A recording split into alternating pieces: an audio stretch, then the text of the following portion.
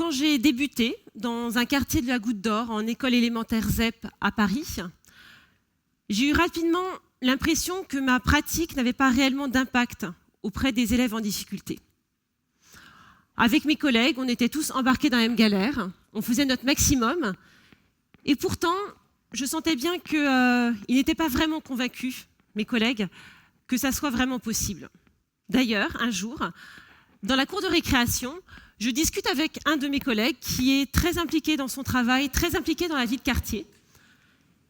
Et je lui parle d'une difficulté que j'ai rencontrée avec mes élèves. Je leur avais donné un problème et je n'avais pas réussi à ce que tous mes élèves s'en emparent. Et il me dit « Oh, tu sais, ceux-là, en parlant des élèves en difficulté, en général issus de milieux populaires, il me dit « Il faut savoir accepter qu'ils n'iront pas aussi loin que les enfants de milieux plus privilégiés. » Et là, ce fut un grand moment de solitude. Puis je me suis dit non, il y a quelque chose qui cloche. Ça me semblait pas juste. Pas juste pourquoi? Parce que injuste, et pas juste parce qu'il me semblait que ce raisonnement, il était faux. Alors très bien, une fois que je me suis dit ça, que faire? Et je suis repartie sur les bancs de la fac, à Paris 8, en sciences de l'éducation. Et là, un vrai bol d'air, qui a mis en mots mes intuitions, m'a permis d'aller plus loin, m'a montré qu'elles étaient fondées scientifiquement et m'a donné des éléments d'analyse, de compréhension. Alors d'une part, sur le fait qu'il y a des pratiques enseignantes qui n'aident pas réellement les élèves, et puis d'autre part, beaucoup d'élèves en difficulté en fait ne comprennent pas réellement ce qu'on attend d'eux à l'école. Quelques années plus tard, je change d'école, je change de poste, je suis déchargée de classe. En revanche, je ne change pas de quartier. Je travaille dans une école avec plus d'élèves en plus grande difficulté et avec une équipe enseignante qui est prête à tester de nouvelles pratiques. Alors voilà, on cherche, on affine.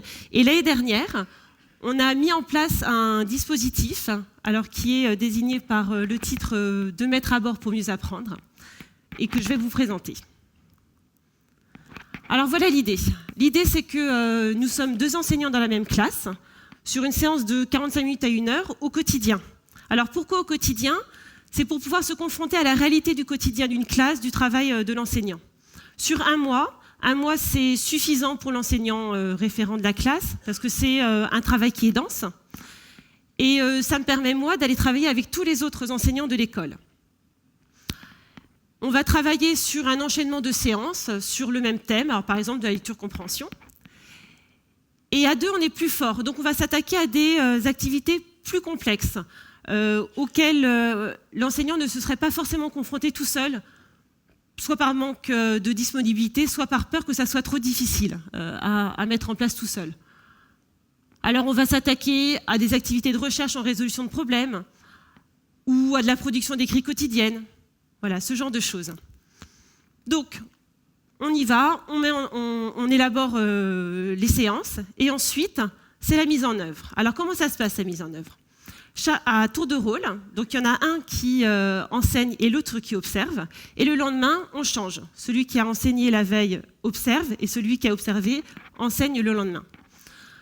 Celui qui observe, il ne va pas être là, en fait, pour aider les élèves, il va être là pour regarder quelles sont les procédures en fait, qui sous-tendent le fait que tel élève a fait cet énoncé oral ou a produit cet écrit, ou pourquoi justement il n'a rien dit à ce moment-là ou il n'a rien écrit.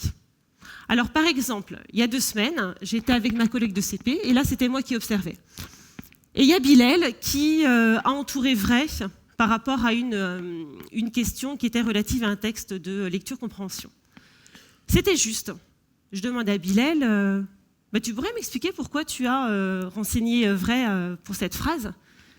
Il me regarde. Aucune idée. En fait, je me suis rendu compte qu'il avait répondu au hasard et donc il n'avait pas réellement fait l'activité de lecture. Il n'avait pas déchiffré, mis du sens et ne s'était pas référé au texte.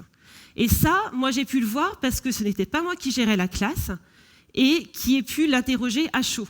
L'enseignant, lui, il ne peut pas voir cela, et d'autant plus que quand, à la fin de la séance, il prend le travail de Bilal et il se dit c'est bon, il a réussi, tout va bien.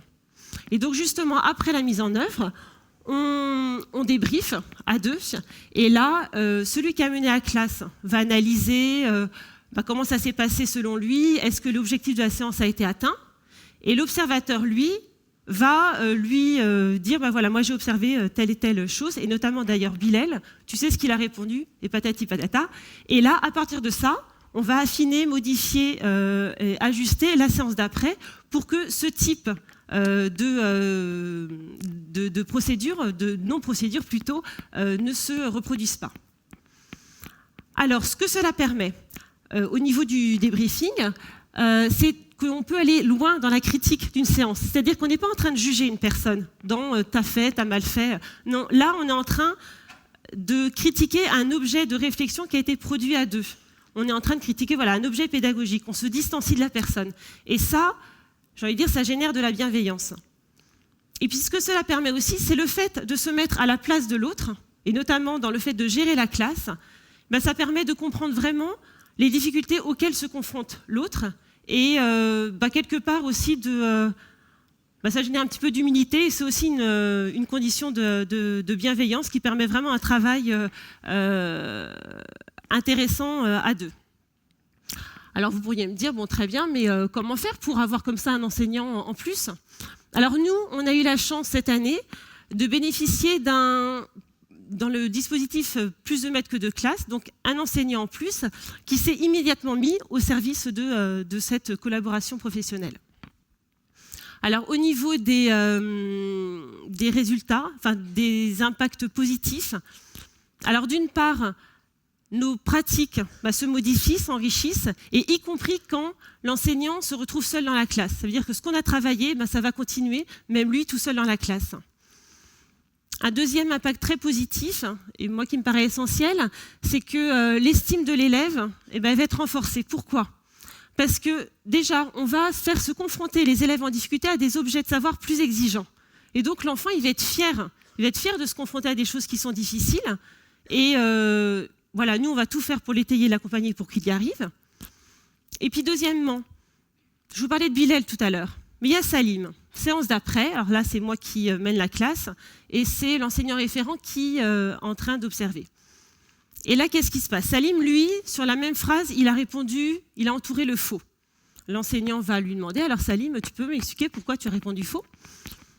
Et Salim va lui dire, voilà, j'ai lu, j'ai compris ça, donc j'ai été chercher l'information dans le texte. Et là, l'enseignant, il se rend compte que, ok, peut-être l'enfant, il s'est trompé, mais il a quand même mis en œuvre une certaine activité intellectuelle qui montre qui va changer en fait le regard de l'enseignant sur l'élève et qui va positiver justement plus cet élève. Donc en fait, ça change vraiment le regard de l'enseignant, et donc pour l'estime de l'élève, c'est vraiment important. Alors, je parle de l'estime de l'élève, mais il y a aussi l'estime de l'enseignant. Pourquoi? Parce que quand on travaille comme ça à deux, déjà, on montre sa pratique, et puis on montre aussi son intelligence professionnelle. Parce que quand on élabore, quand on analyse, on convoque des connaissances pédagogiques, des connaissances didactiques, psychosociales, enfin tout un panel de connaissances. On crée aussi, on imagine comment faire pour que, justement, ça se reproduise pas, ou ça se passe mieux. Et ça, c'est quelque chose d'assez positif aussi pour l'enseignant. Et puis, quel plaisir de pouvoir échanger à deux sur des objets comme ça pédagogiques. Et finalement, ce sont des expériences assez rares. Et qui font tache d'huile d'ailleurs en salle des maîtres, quand on en discute en salle des maîtres, parce que on continue à parler. Et il y a deux enseignants qui se greffent à nos discussions, et on se dit, tiens, ça... on pourrait le proposer comme prochain sujet pour notre prochaine réunion de cycle ou de maître. Donc, j'imagine que je vous ai tous convaincus, que chacun veut son tandem dans son école. Moi, je pense, y compris dans les écoles maternelles, je pense que ça aussi, c'est essentiel. Et quant à moi, quant à ma colère, alors j'en ai d'autres des sujets de colère, mais celui dont je vous parlais depuis au début, il s'est amenuisé, parce que d'une part, j'ai pu passer à l'action, d'autre part, je me suis inscrite dans du collectif, et je pourrais dire, là, pour conclure, que j'ai pu comprendre que peut-être que tout seul, on va plus vite, mais à deux, à plusieurs, on va plus loin. Je vous remercie.